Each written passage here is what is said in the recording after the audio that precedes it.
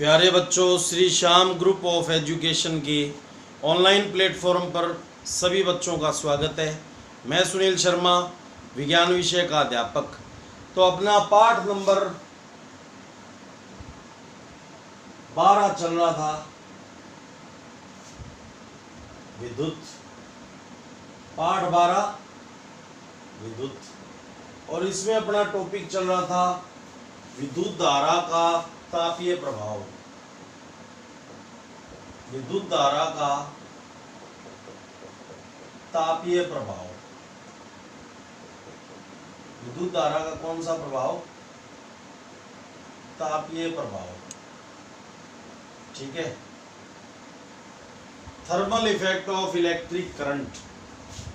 विद्युत धारा का तापीय प्रभाव। तो देखिए, जब किसी बैटरी, कोई बैटरी होती है और इस बैटरी से किसी चालक में, जैसे ये चालक तार है बच्चों, किसी बैटरी में किसी चालक से विद्युत धारा प्रवाहित कराई जाती है, तो बैटरी के अंदर विद्युत ऊर्जा का, वो रासायनिक ऊर्जा का, जब किसी बैटरी के द्वारा किसी चालक में, ये क्या है? चालक। जब किसी बैटरी के अंदर किसी चालक में विद्युत धारा प्रवाहित कराई जाती है, तो बैटरी से रासायनिक ऊर्जा का, चूंकि बैटरी 2 या 2 से अधिक सेलों के समायोजन को क्या बोलते हैं? बैटरी। तो रासायनिक ऊर्जा का कौन सी ऊर्जा में रूपांतरण होता है? विद्युत ऊर्जा में। बैटरी से रासायनिक ऊर्जा का विद्युत ऊर्जा में सतत रूपांतरण विद्युत ऊर्जा के रूप में होता है, जिससे चालक में मुक्त इलेक्ट्रॉनों की गतिज ऊर्जा के रूप में क्षय होता है। यानी ये विद्युत ऊर्जा जो है वो चालक के अंदर जो मुक्त इलेक्ट्रॉन होते हैं, मुक्त इलेक्ट्रॉन और बद्ध इलेक्ट्रॉन, 2 प्रकार के इलेक्ट्रॉन होते हैं। तो मुक्त इलेक्ट्रॉन कौन से होते हैं? मुक्त इलेक्ट्रॉन ये होते हैं, जैसे कोई परमाणु है और किसी परमाणु के बाह्यतम कोश में उपस्थित वे इलेक्ट्रॉन जो नाभिक के आकर्षण बल से मुक्त रहते हैं, वो क्या रहते हैं? वो क्या कहलाते हैं? फ्री इलेक्ट्रॉन, यानी मुक्त इलेक्ट्रॉन। तो कोई भी चालक होगा, उसमें डेफिनेटली कौन से इलेक्ट्रॉन होंगे? मुक्त इलेक्ट्रॉन होंगे। और मुक्त इलेक्ट्रॉनों से ही किसका निर्माण होता है? आवेश का। किसका निर्माण होता है? आवेश का। और आवेशित कणों कोई क्या कहते हैं? आयन। तो विद्युत धारा के प्रवाह के लिए किसकी जरूरत होती है? स्वतंत्र आयनों की आवश्यकता होती है। विद्युत धारा के प्रवाह के लिए स्वतंत्र आयनों की आवश्यकता होती है। तो मैं आपको बता दूं कि मुक्त इलेक्ट्रॉन वो होता है, जैसे आपको बताया गया, प्रोटॉन और न्यूट्रॉन ये नाभिक के 2 कण होते हैं, और इलेक्ट्रॉन इनके चारों तरफ क्या करता है? निश्चित त्रिज्या और निश्चित ऊर्जा वाले वर्ताकार पथों में चक्कर लगाता है। चक्कर लगाएगा तो नाभिक पर प्रोटॉन पर प्लस होता है और न्यूट्रॉन पर 0 आवेश होता है, यानी न्यूट्रॉन उदासीन होता है। तो प्लस और 0 के कारण संपूर्ण नाभिक पर कौन सा आवेश होगा? धनात्मक आवेश होगा। और धनात्मक और ऋणात्मक के बीच में आकर्षण बल लगता है। तो नाभिक इन इलेक्ट्रॉनों को अपनी तरफ क्या करती है? खींचती है। अपनी तरफ खींचेगी तो ये नाभिक का इलेक्ट्रॉनों पर कौन सा बल लगता है? आकर्षण बल। तो मुक्त इलेक्ट्रॉन की क्या परिभाषा होती है कि किसी परमाणु के बाह्यतम कोश में उपस्थित वो इलेक्ट्रॉन जो नाभिक के आकर्षण बल से क्या रहते हैं? मुक्त रहते हैं। तो वो क्या कहलाते हैं? मुक्त इलेक्ट्रॉन कहलाते हैं। अब कोई भी चालक होता है, उसमें इलेक्ट्रॉन क्या पाए जाते हैं? मुक्त। किसी भी चालक में, ये परमाणु हो गया और इसमें इलेक्ट्रॉन क्या होते हैं? मुक्त इलेक्ट्रॉन होते हैं। ऐसी संरचना होती है चालक की। इलेक्ट्रॉन क्या मिलेंगे? मुक्त मिलेंगे। तो अगर जिसमें इलेक्ट्रॉन मुक्त होते हैं तो ही उसमें आयन स्वतंत्र होते हैं, और आयन स्वतंत्र होंगे तो ही वो विद्युत धारा का क्या करेगा? चालन। ठीक है। और जिसमें इलेक्ट्रॉन बद्ध होते हैं उनमें आयन स्वतंत्र नहीं होते और वो विद्युत का क्या होता है? कुचालक होता है। ठीक है। तो इस चालक में इलेक्ट्रॉन क्या है? मुक्त है। जैसे ये संरचना है इसकी, इसमें इलेक्ट्रॉन मुक्त है और ये जो विद्युत ऊर्जा है, ये विद्युत ऊर्जा इस चालक के अंदर प्रवेश करेगी तो इन मुक्त इलेक्ट्रॉनों की गतिज ऊर्जा क्या हो जाती है, बढ़ जाती है। इन इलेक्ट्रॉनों की गतिज ऊर्जा बढ़ जाएगी और ये गतिज ऊर्जा बढ़ जाएगी तो ये अनियमित रूप से क्या करेंगी, चालक के अंदर गति करेंगे और गति करेंगे तो इलेक्ट्रॉन और परमाणुओं के बीच में क्या होगी, टक्कर उत्पन्न होगी और टक्कर उत्पन्न होने के कारण इस चालक का ताप क्या हो जाता है, बढ़ जाता है। तो इसे विद्युत धारा का क्या कहते हैं, तापीय प्रभाव कहते हैं। ठीक है, तो जब किसी बैटरी के द्वारा किसी चालक में विद्युत धारा प्रवाहित कराई जाती है तो बैटरी के अंदर रासायनिक ऊर्जा का विद्युत ऊर्जा में लगातार क्या होता है, रूपांतरण होता रहता है और ये जो विद्युत धारा है वो चालक के अंदर उपस्थित मुक्त इलेक्ट्रॉनों की गतिज ऊर्जा को क्या कर देती है, बढ़ा देती है, जिसके कारण मुक्त इलेक्ट्रॉन अनियमित रूप से क्या करते हैं, तीव्र गति से गति करते हैं और गति करते हुए ये इलेक्ट्रॉन और परमाणुओं के बीच में, ये जो चालक के अंदर परमाणु है और जो इलेक्ट्रॉन है, इनके बीच में क्या होती है, निरंतर टक्कर होती है और निरंतर टक्कर के कारण इस चालक का ताप क्या हो जाता है, बढ़ जाता है। तो ये जो ताप बढ़ा है ये किसके कारण बढ़ा है, विद्युत धारा के कारण। तो इसलिए इसको क्या कहा जाता है, विद्युत धारा का तापीय प्रभाव कहा जाता है। ठीक है,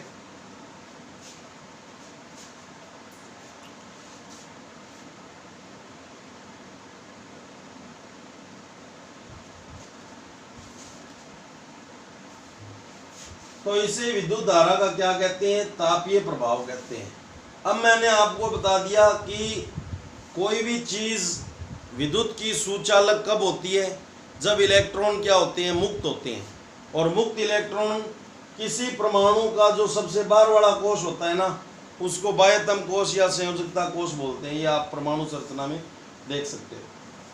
तो किसी परमाणु का जो बाह्यतम कोश में उपस्थित वो इलेक्ट्रॉन जो नाभिक के आकर्षण बल से मुक्त रहता है वो क्या कहलाता है, मुक्त इलेक्ट्रॉन। और कोई भी चालक होगा तो उसमें इलेक्ट्रॉन कौन से होंगे, मुक्त होंगे। और कुचालक के अंदर इलेक्ट्रॉन क्या होते हैं, बद्ध इलेक्ट्रॉन होते हैं। तो बद्ध इलेक्ट्रॉन किसे कहेंगे, किसी परमाणु के बाह्यतम कोश में उपस्थित वो इलेक्ट्रॉन जो नाभिक के आकर्षण बल से बंधा रहता है, बद्ध रहता है, वो क्या कहलाता है, बद्ध इलेक्ट्रॉन कहलाता है। तो आप समझ गए होंगे, जब किसी चालक में बैटरी की सहायता से विद्युत धारा प्रवाहित करते हैं तो बैटरी के अंदर रासायनिक ऊर्जा का लगातार विद्युत ऊर्जा में रूपांतरण होता है और ये विद्युत ऊर्जा चालक के अंदर उपस्थित मुक्त इलेक्ट्रॉनों को गति प्रदान करती है, यानी चालक के मुक्त इलेक्ट्रॉनों की गतिज ऊर्जा क्या हो जाती है, बढ़ जाती है। और वो मुक्त इलेक्ट्रॉन क्या करते हैं, चालक के अंदर बहुत तीव्र गति से गति करते हैं, जिसके कारण चालक के परमाणु और इलेक्ट्रॉनों के बीच में निरंतर टक्कर होती रहती है। और इस निरंतर टक्कर के कारण यानी ये जो इलेक्ट्रॉन है ये किसकी तरफ गति करेंगे, माइनस है तो बैटरी के धनाकर सिरे की तरफ गति करेंगे। ये किसकी तरफ गति करेंगे, इलेक्ट्रॉन बैटरी के धनाकर सिरे की तरफ। और बैटरी के धनाकर सिरे की तरफ गति करेंगे तो इनके रास्ते में कौन आ रहे हैं, ये परमाणु आ रहे हैं। तो धनाकर सिरे की तरफ गति करेंगे तो इलेक्ट्रॉनों के बीच में जो परमाणु आ रहे हैं उनके बीच में लगातार क्या होती रहती है, टक्कर होती रहती है। और इस टक्कर के कारण इस चालक का ताप क्या हो जाता है, बढ़ जाता है। तो हमने इस चालक के अंदर, ये चालक की आंतरिक संरचना मैंने आपको बताई, तो हमने इस चालक के अंदर विद्युत धारा प्रवाहित कराई और इस चालक का ताप क्या हो गया, बढ़ गया। ठीक है, ठीक है। तो इसे विद्युत धारा का कौन सा प्रभाव कहते हैं, तापीय प्रभाव। अब सरल शब्दों में हम ये देख सकते हैं कि जब किसी विद्युत उपकरण को किससे जोड़ा जाता है, जैसे ये हमने एक पंखा जोड़ दिया, ठीक है, ये पंखा हो गया, ये विद्युत बल्ब हो गया, ठीक है, ये स्रोत जहां से विद्युत धारा प्राप्त हो रही है। सरल शब्दों में आप देखो, ये तो डीपली मैंने आपको बताया है, ठीक है। सरल शब्दों में देखें तो जब किसी विद्युत उपकरण को विद्युत स्रोत से जोड़ा जाता है और विद्युत उपकरण में विद्युत स्रोत से लगातार विद्युत धारा प्रवाहित कराई जाती है, तो खर्च की गई इस विद्युत ऊर्जा का कुछ भाग तो विद्युत उपकरण के उपयोगी कार्यों जैसे पंखे की पंखुड़ियों को घुमाने में और बल्ब द्वारा क्या उत्पन्न करने में, प्रकाश उत्पन्न करने में खर्च हो जाता है। कुछ भाग तो विद्युत उपकरण के उपयोगी कार्यों जैसे पंखे की पंखुड़ियों को घुमाने में और बल्ब द्वारा प्रकाश उत्पन्न करने में खर्च हो जाता है, और कुछ भाग विद्युत उपकरण के ताप को बढ़ाने में खर्च हो जाता है। कुछ भाग किस में खर्च हो जाता है? उस विद्युत उपकरण के ताप को बढ़ाने में खर्च हो जाता है। इसे विद्युत धारा का कौन सा प्रभाव कहते हैं? तापीय प्रभाव कहते हैं। ये सरल भाषा में हो गया और ये थोड़ा डीपली हो गया, ठीक है। तो जब किसी विद्युत उपकरण में लगातार विद्युत ऊर्जा प्रवाहित कराई जाती है तो खर्च की गई इस ऊर्जा का कुछ भाग तो विद्युत उपकरण के उपयोगी कार्यों जैसे बल्ब द्वारा प्रकाश उत्पन्न करने में, पंखे की पंखुड़ियों को घुमाने में खर्च हो जाता है, और कुछ भाग उस विद्युत उपकरण के ताप को बढ़ाने में क्या हो जाता है? खर्च हो जाता है। इसे विद्युत धारा का कौन सा प्रभाव कहते हैं? तापीय प्रभाव, ठीक है। उसके बाद में बात आ जाती है बच्चों विद्युत धारा के तापीय प्रभाव से संबंधित वैज्ञानिक जूल ने एक नियम दिया था। किसने नियम दिया था? वैज्ञानिक जूल ने एक नियम दिया था। उस नियम को कौन सा नियम कहते हैं? जूल का तापन नियम। जेम्स प्रेस्कॉट जूल नामक एक वैज्ञानिक थे। कौन? James Prescott joule. उन्होंने एक नियम दिया था जिसे क्या कहते हैं? जूल का तापन नियम। क्या कहते हैं? जूल का तापन नियम कहते हैं। तो जूल का तापन नियम देखो क्या होता है।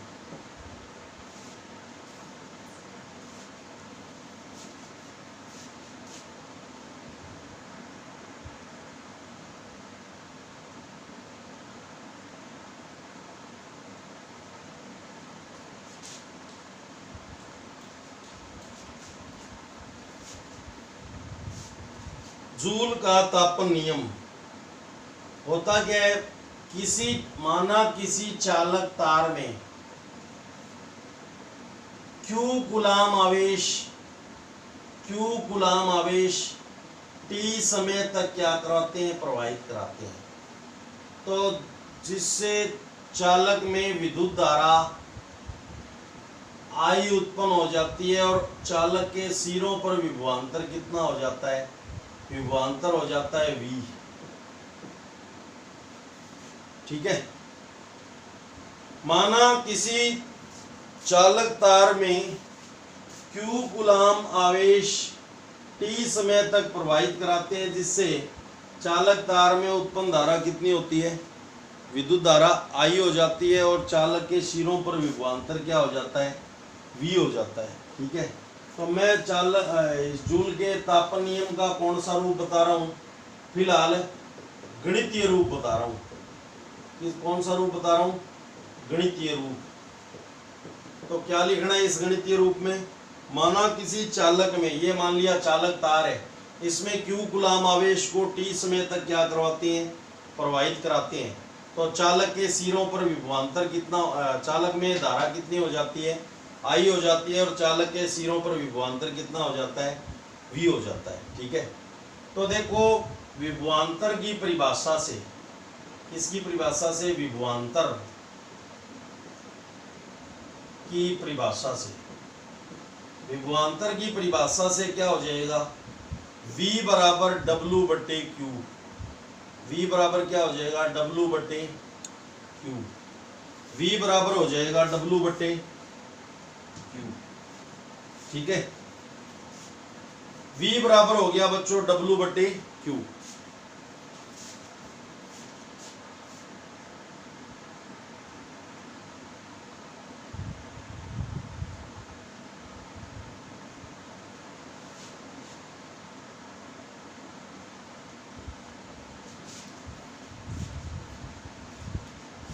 ये किसकी परिभाषा से?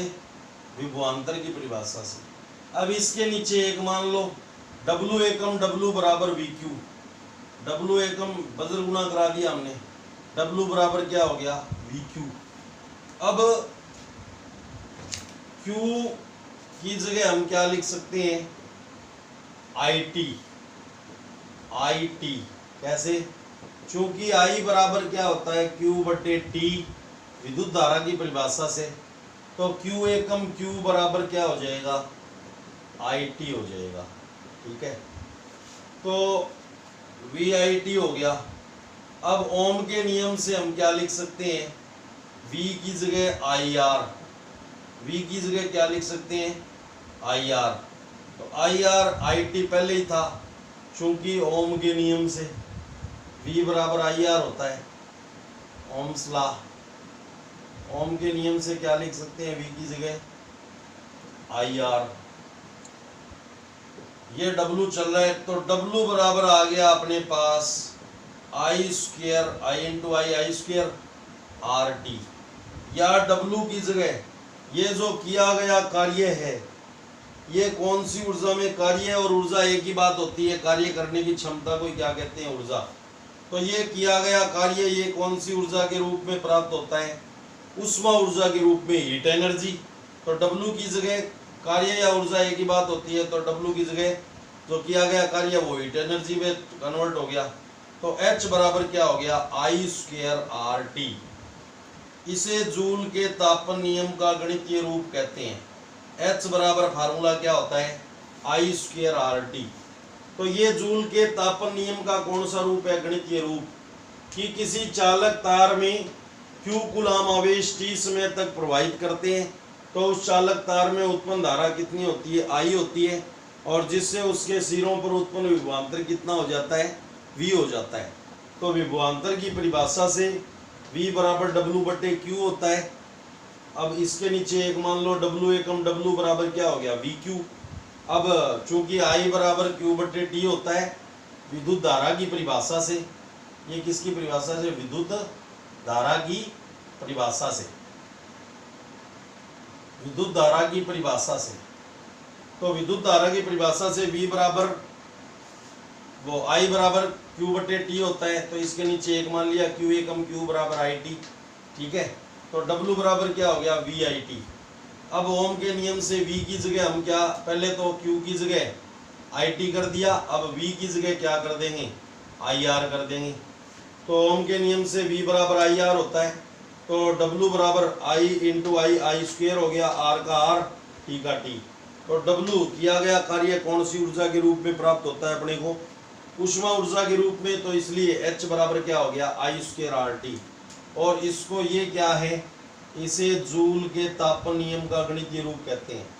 जूल के तापन नियम का गणितीय रूप, गणितीय रूप है ये आपको कैसे आता है वो मैंने आपको बता दिया। अब मैं आपको बता रहा हूं जूल के तापन नियम। जूल के तापन नियम अगर आ जाए तो गणितीय रूप से ही 3 पॉइंट बनेंगे। H बराबर I स्क्वायर RT, ये गणितीय रूप जानते हो। कितने पॉइंट बनेंगे इसके? 3 पॉइंट बनेंगे। तो किसी चालक तार में लगातार विद्युत ऊर्जा प्रवाहित करने पर उसमें से निकली ऊष्मा, किसी चालक में लगातार विद्युत ऊर्जा प्रवाहित करने पर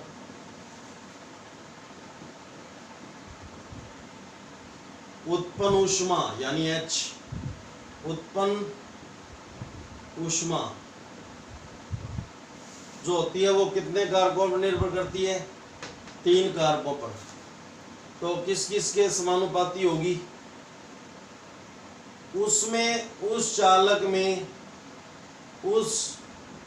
चालक में प्रवाहित धारा यानी I, प्रवाहित धारा के वर्ग के अनुक्रमानुपाती, प्रवाहित धारा के वर्ग के अनुक्रमानुपाती होती है, प्रवाहित धारा के वर्ग के अनुक्रमानुपाती होती है। दूसरा, उस चालक के प्रतिरोध के अनुक्रमानुपाती, यानी जिस अनुपात में ये प्रतिरोध बढ़ेगा उसी अनुपात में ऊष्मा बढ़ेगी। ठीक है, जिस अनुपात में धारा, प्रवाहित धारा का वर्ग बढ़ेगा उसी अनुपात में ऊष्मा बढ़ेगी। ठीक है, तो उस चालक में प्रवाहित धारा के वर्ग के अनुक्रमानुपाती होती है, उस चालक के प्रतिरोध के, चालक के प्रतिरोध के अनुक्रमानुपाती होती है, प्रतिरोध के अनुक्रमानुपाती होती है। ठीक है, और नंबर 3, उस समय के अनुक्रमानुपाती होती है जितने समय तक विद्युत उपकरण में विद्युत धारा प्रवाहित कराई जाती है। उस समय के अनुक्रमानुपाती होती है, समय के अनुक्रमानुपाती होती है जितने समय तक विद्युत उपकरण में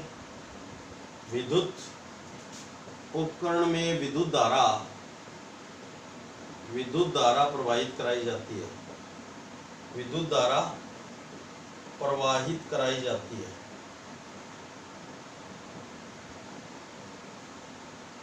ठीक है, जितने समय तक विद्युत उपकरण में विद्युत धारा प्रवाहित कराई जाती है। यानी एक बल्ब है, एक तो इस बल्ब में आप 2 घंटे विद्युत धारा प्रवाहित कराओ, या इस बल्ब में 12 घंटे विद्युत धारा प्रवाहित कराओ, तो ये कौन सी कंडीशन में ज़्यादा गर्म होगा? 12 घंटे में ज़्यादा गर्म होगा। अगर टाइम बढ़ाओगे तो ऊष्मा ऊर्जा का मान बढ़ेगा, और टाइम घटाओगे तो ऊष्मा ऊर्जा का मान घटेगा। इसी को ही बोलते हैं अनुक्रमानुपाती, यानी अनुसार, क्रम के अनुसार बढ़ना और क्रम के अनुसार घटना। ठीक है, तो जैसे ये तीनों बढ़ेंगे तो वैसे ये बढ़ेगा, ये घटेंगे तीनों तो ये घटेगा। तो ये, इसे क्या कहते हैं? जूल का तापन नियम। इसे क्या कहते हैं? जूल का तापन नियम कहते हैं, जूल का तापन नियम कहते हैं। तो ये जूल के तापन नियम का गणितीय रूप आपको याद रखना है, H बराबर I²RT, कि किसी चालक में लगातार विद्युत ऊर्जा प्रवाहित करने पर उसमें से उत्पन्न ऊष्मा, नंबर 1, उस विद्युत उपकरण में प्रवाहित धारा के वर्ग के अनुक्रमानुपाती होती है, नंबर 2, उस विद्युत उपकरण के प्रतिरोध के अनुक्रमानुपाती होती है, नंबर 3, उस समय के अनुक्रमानुपाती होती है जितने समय तक विद्युत उपकरण में विद्युत धारा प्रवाहित कराई जाती है। इसे जूल का तापन नियम कहते हैं। ठीक है,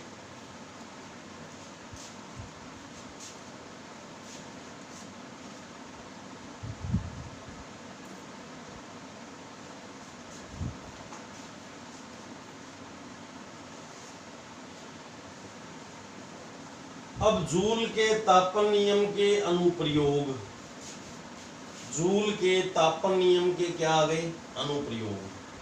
भाई कहाँ कहाँ पे इसका यूज होता है?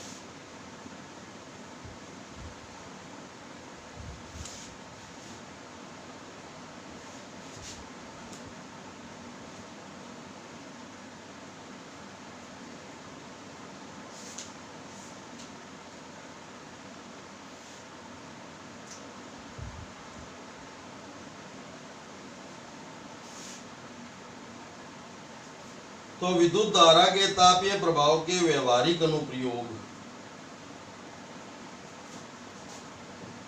विद्युत धारा के तापीय प्रभाव,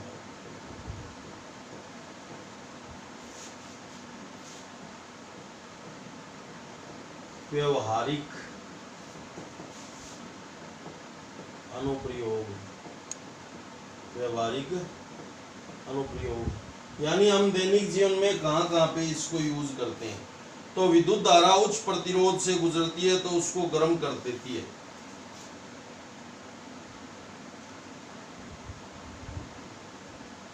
विद्युत धारा उच्च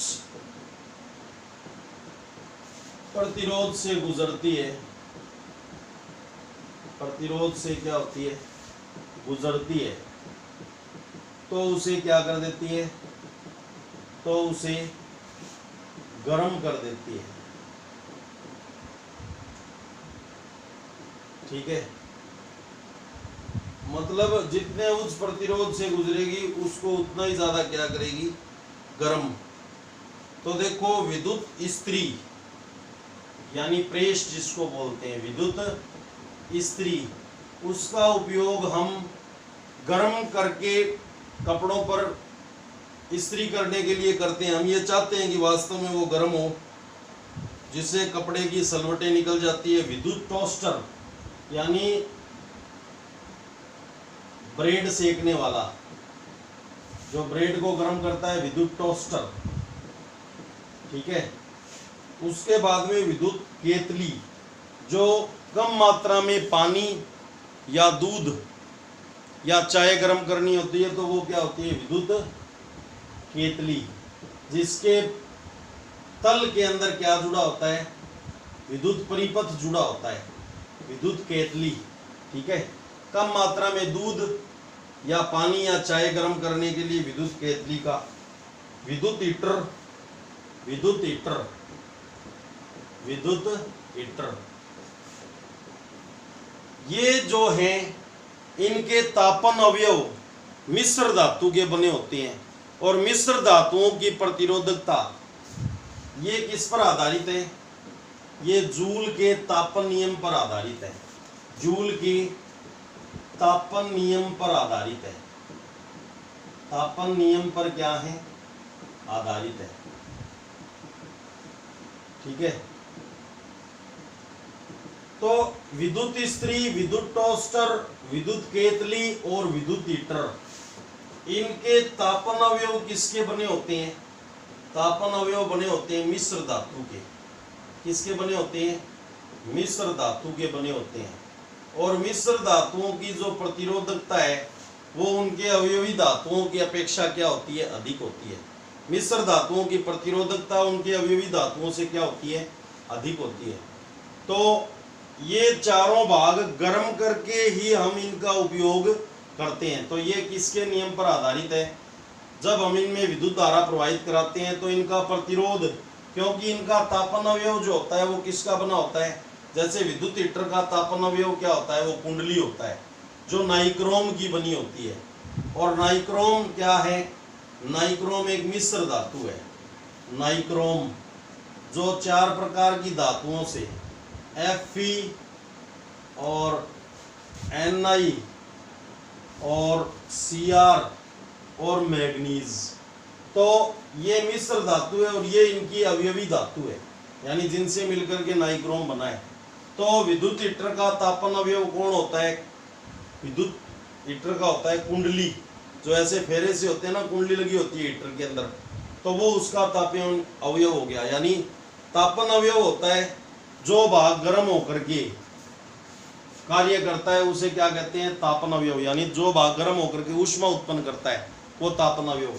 जैसे बल्ब के अंदर क्या होता है, ये तापन अवयव होता है, जिसको क्या बोलते हैं, तंतु यानी फिलामेंट।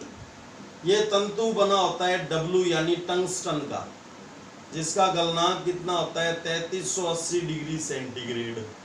कितना होता है, 3380 डिग्री सेंटीग्रेड।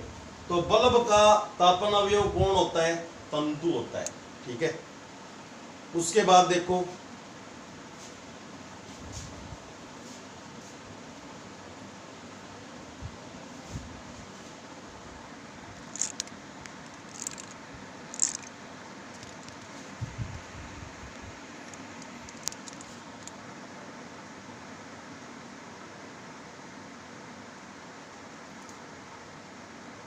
दूसरा, इस जूल के तापन नियम का उपयोग, जूल के तापन नियम का उपयोग प्रकाश उत्पन्न करने में भी किया जाता है। उपयोग किसमें, प्रकाश उत्पन्न करने में। में किया जाता है। कैसे कि जब हम किसी विद्युत बल्ब के अंदर विद्युत धारा प्रवाहित करते हैं, क्या प्रवाहित करते हैं? विद्युत धारा। तो विद्युत बल्ब का जो तापन अवयव होता है तंतु, विद्युत बल्ब का तापन अवयव यानी तंतु किसका बना होता है? टंगस्टन का, जिसका प्रतीक होता है W, ये एक धातु है। विद्युत बल्ब का तंतु यानी तापन अवयव तंतु होता है जो टंगस्टन का बना होता है। इसका गलनांक कितना होता है? 3380 डिग्री सेंटीग्रेड। तो जब इसमें विद्युत धारा प्रवाहित करते हैं तो इसका तापन अवयव तप्त होकर यानी तप करके क्या उत्पन्न करता है? प्रकाश उत्पन्न करता है। क्या उत्पन्न करता है? प्रकाश उत्पन्न करता है। तो जूल के तापन नियम का उपयोग प्रकाश उत्पन्न करने में भी किया जाता है। जब हम किसी विद्युत बल्ब के अंदर विद्युत धारा प्रवाहित करते हैं तो इसका तापन अवयव यानी तंतु टंगस्टन का बना होता है, जिसका गलनांक 3380 डिग्री सेंटीग्रेड होता है। जब लगातार जब इसमें विद्युत धारा प्रवाहित करते हैं तो इसका तापन अवयव तप्त होकर क्या उत्पन्न करता है? प्रकाश उत्पन्न करता है। उसके बाद में तीसरा इसका उपयोग है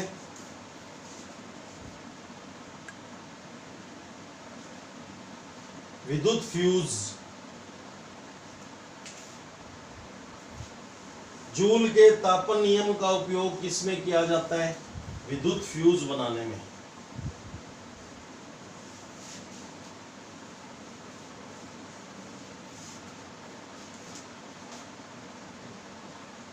जूल के तापन नियम का उपयोग विद्युत फ्यूज बनाने में किया जाता है। अब विद्युत फ्यूज ऐसी धातु या मिश्र धातु के तार का टुकड़ा होता है जिसे एक विद्युत रोधी आवरण के अंदर लगाया जाता है। जैसे आपने जो इलेक्ट्रिक बोर्ड होता है उसके अंदर देखा होगा FUSC नाम लिखा होता है। क्या लिखा होता है? FUSC। तो विद्युत फ्यूज एक ऐसी धातु या मिश्र धातु के ऐसे इस शेप में इसको लगाया जाता है। ठीक है, तो ऐसी धातु या मिश्र धातु के तार का, धातु या मिश्र धातु के तार का टुकड़ा होता है, तार का टुकड़ा, जिसे किस में लगाया जाता है? जिसे विद्युत रोधी आवरण में, ये बार वाला जो है वो प्लास्टिक वगैरह का, विद्युत रोधी आवरण में लगाया जाता है। विद्युत रोधी आवरण में लगाया जाता है। विद्युत रोधी आवरण में लगाया जाता है। और धातु या मिश्र धातु के तार का टुकड़ा होता है जिसका उचित गलनांक होता है। उचित गलनांक होता है। अगर आवश्यकता से अधिक विद्युत धारा आ जाती है, अगर जरूरत से ज्यादा विद्युत धारा आ जाती है तो ये विद्युत फ्यूज क्या हो जाता है? पिघल जाता है। आवश्यकता से अधिक विद्युत धारा प्रवाहित करने पर यह विद्युत फ्यूज क्या हो जाता है? पिघल जाता है और परिपथ का संबंध विच्छेद हो जाता है। परिपथ का क्या हो जाएगा? संबंध विच्छेद हो जाएगा। तो जिससे विद्युत साधित्रों की क्या की जा सकती है? सुरक्षा की जा सकती है। जैसे इस कमरे की बात करें और यहाँ पे इस बोर्ड के अंदर फ्यूज का उपयोग कर रखा है। किसका उपयोग कर रखा है? फ्यूज का। तो फ्यूज ऐसे बोर्ड के अंदर आपने देखा होगा लगाते हैं और क्या कर देते हैं? निकाल देते हैं। अगर इस कमरे के अंदर फ्यूज लगा रखा है तो उसको निकालेंगे तो इस कमरे की लाइट क्या हो जाएगी? चली जाएगी, केवल इसी कमरे की। तो ये विद्युत फ्यूज क्या होता है? ये भी जूल के तापन नियम पर आधारित है। ये एक ऐसी धातु या मिश्र धातु के तार का टुकड़ा होता है जिसका उचित गलनांक होता है और उसे विद्युत रोधी आवरण में लगाया जाता है। अगर आवश्यकता से अधिक विद्युत धारा आ जाए तो उचित गलनांक होने के कारण ये क्या हो जाएगा? पिघल जाएगा और परिपथ विच्छेद हो जाएगा, यानी विद्युत धारा आगे सप्लाई नहीं होगी और जो आगे विद्युत उपकरण लगे हुए हैं उनसे विद्युत साधित्रों की क्या हो जाएगी? सुरक्षा हो जाएगी, यानी वो जलेंगे नहीं। ठीक है, यानी डैमेज नहीं होंगे। तो विद्युत साधित्रों की सुरक्षा की ये युक्ति होती है विद्युत साधित्रों की सुरक्षा, जैसे हजार वाट के विद्युत उपकरणों के पीछे 220 वोल्ट अपने घरों में विभवांतर आता है। 1000 वाट ये शक्ति का मात्रक होता है। 1000 वाट के उपकरणों के पीछे 220 वोल्ट विभवांतर, तो कितने अनुमतांक का फ्यूज लगाना चाहिए? 1000 वाट के विद्युत उपकरणों के पीछे 220 वोल्ट विभवांतर की सहायता से I बराबर P बटे V, I बराबर P बटे V ये सूत्र होता है। तो मैं आपको बता दूं, विद्युत उपकरणों की शक्ति कितनी है? 1000 वाट और विभवांतर 220 वोल्ट, तो 4.54 I का मात्रक एम्पियर, लगभग 4.54 एम्पियर का विद्युत वो फ्यूज लगाना चाहिए। अगर इससे ज़्यादा धारा आएगी ना, 4.54 से ज़्यादा धारा आएगी तो विद्युत फ्यूज पिघल जाएगा, वो उसको सहन नहीं कर पाएगा। तो 1000 वाट बटे 220 वोल्ट, तो 4.54 एम्पियर का क्या लगाना चाहिए? विद्युत फ्यूज लगाना चाहिए। लेकिन आजकल विद्युत फ्यूज की जगह MCB का यूज होने लगा। किसका यूज होने लगा? Mini circuit breaker, mini circuit breaker, लघु परिपथ विच्छेदक, लघु परिपथ विच्छेदक का यूज होने लगा आजकल। आजकल फ्यूज का उपयोग नहीं होता। ठीक है,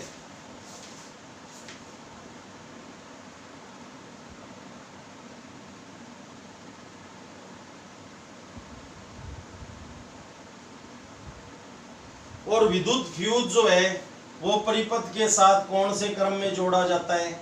श्रेणी क्रम में। घरों में सभी उपकरण कौन से क्रम में संयोजित किए जाते हैं? समांतर क्रम में। और विद्युत फ्यूज जो है वो परिपथ में कौन से क्रम में संयोजित किया जाता है? समांतर श्रेणी क्रम में। विद्युत फ्यूज कौन से क्रम में संयोजित किया जाता है? श्रेणी क्रम में। ठीक है,